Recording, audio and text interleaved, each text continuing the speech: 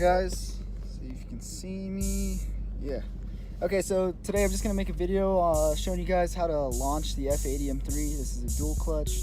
All right, first of all, you want to go ahead and get this car into traction control off.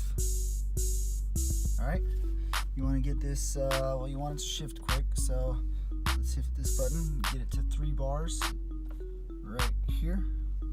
All right, then steering, that's fine. Right here, throttle control.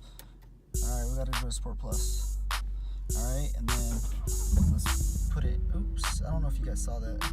All right, so I hit throttle into Sport Plus. Let's see what else. So I'm just gonna use a preset map that I have already saved on my M1 button. All right, and so all you guys are gonna do is you're gonna hold down right here at my feet. Don't mind my jacked up toe, I got it crushed. You're gonna hold down the brake, mash on the gas. That activates launch control. All right, you can adjust launch control as well with this button right here. Oops, let's see. Move this one up and down. So, launch control. And see, every time I click down, it lowered it at the 100 RPMs. You can raise it all the way up to 5, and I think the lowest you can go is 3 from OEM. So let me put my GoPro down from behind, and then let you guys hear what it sounds and looks like from outside of the car. All right, here we go.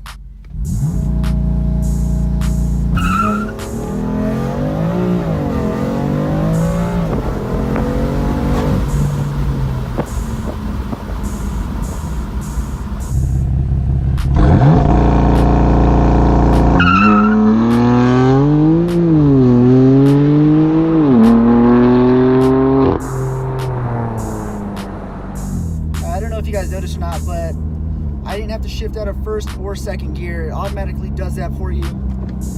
And then after that, you have to do it on your own.